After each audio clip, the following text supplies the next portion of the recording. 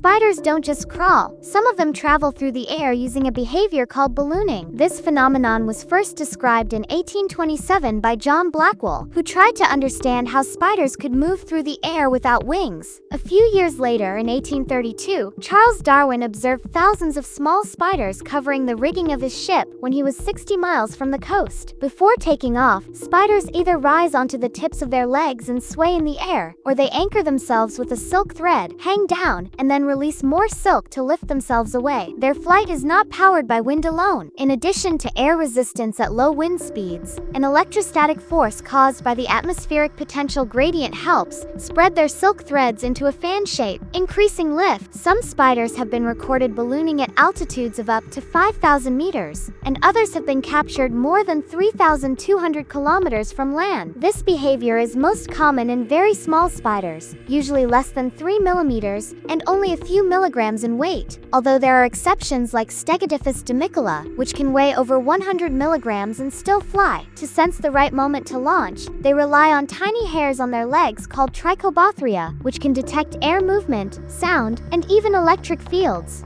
Did you know that spiders produce different types of silk? Major ampullate silk is the strong safety line most spiders use, and it also builds the main frame and spokes of orb web. It is extremely strong and can stretch without breaking, which makes it one of the most impressive types of silk. Minor ampullate silk is used as a temporary capture spiral in orb webs and for wrapping prey in cobwebs. It is not as strong as major ampullate silk, but it stretches more. Flagelliform silk forms the central threads of the capture spiral in orb web. It is much less strong, but it can stretch about 7 times more than major ampullate silk, and it is coated with viscous aggregate silk to help hold prey. Viscous aggregate silk is the sticky coating placed over flagelliform silk, making the web gluey so prey stays trapped. Piriform silk works like a cement, attaching the web frame and safety line to surfaces and gluing silk threads together during construction. Aciniform silk is as strong as major ampullate silk but stiffer, and it is used to wrap prey, form the outer layer of egg sacs, and decorate the web. Tubuliform silk creates the outer coating of egg sacs, protecting the eggs inside.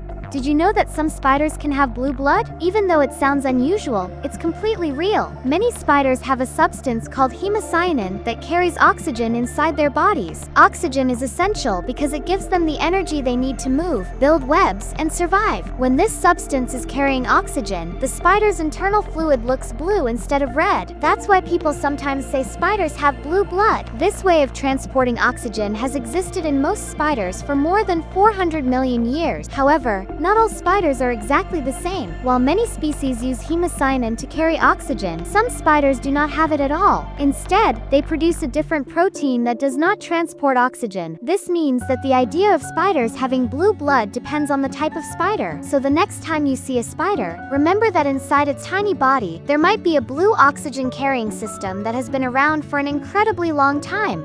Did you know that many spiders today don't build webs to catch their food, even though their ancestors almost certainly did? Long ago, the first spiders used silk to help capture prey. Over time, different groups of spiders stopped building hunting webs. This is called a secondary loss, which simply means they had the ability before but lost it later. So if a spider today doesn't build a web, it doesn't mean its family never made web. It means that ability disappeared during its history. Many mygalomorph spiders do not build the typical round orb web, but they still use silk in other ways, like making sheet webs or placing silk at the entrances of their burrows. This silk helps them detect and capture prey. This shows that silk was originally important for hunting, and even if some spiders don't build webs anymore, they often still keep part of that ancient function. Did you know that some spiders can eat plants and fungi? While most people think spiders only eat insects, studies have shown that certain spiders sometimes feed on things like fruit, seeds, and even fungal spores. Spiders from families such as Salticidae, Thomicidae, and Anaphenidae have been observed eating these plant materials, although this seems to happen only occasionally. These plant-eating behaviors usually happen in special situations, like in cities where leftover fruit is available, or in controlled experiments. This means that even though some spiders can eat parts of plants or fungi, they do not rely on them as their main food. Most spiders still mainly catch and eat other small animals, but it's interesting to know that under certain conditions, they can enjoy a little plant-based snack too. Did you know that some spiders can grow back lost legs? In spiders like Heteropida venatoria, this happens after they molt, which is when they shed their old skin to grow. After a leg is lost, the spider can start growing a new one, but the first version of the leg is smaller than the original. With each new molt, the regenerating leg gets bigger and slowly becomes closer in size to the other leg. However, this ability only works while the spider is still young and growing. Adult spiders cannot regrow lost legs, so once they reach full maturity, any missing limb stays missing. Losing a leg can make it harder for spiders to move, catch prey, or defend themselves. Even though the new legs eventually grow, they are usually smaller and not as strong as the original during the regeneration process.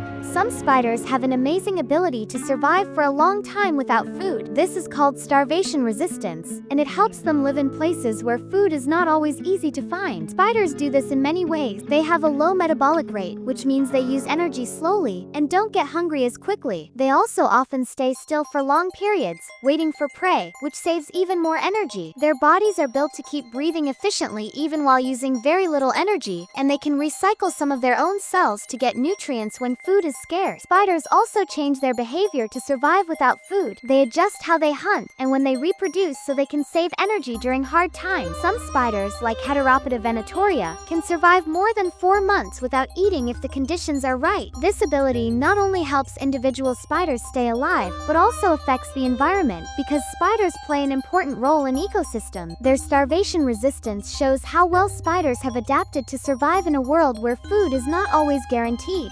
Did you know that very small spiders have surprisingly large brains for their tiny bodies? In some tiny spiderlings, the central nervous system can take up most of their main body section, called the cephalothorax, and even extend into the first segment of their leg. For example, in a spiderling like Anapisona simoni, which weighs less than 0.005 milligram, the central nervous system takes up 78% of the cephalothorax and 26% of the leg segment. This happens both in naturally tiny adult spiders and in the baby stages of larger spiders. This fits a biological idea called Haller's rule, which says that smaller animals tend to have bigger brains compared to their body size than larger animals. Tiny spiders manage to keep such large brains by making their nerve cells smaller, but their central nervous system still stays relatively big. This allows them to move, hunt, and behave like normal spiders despite their tiny size.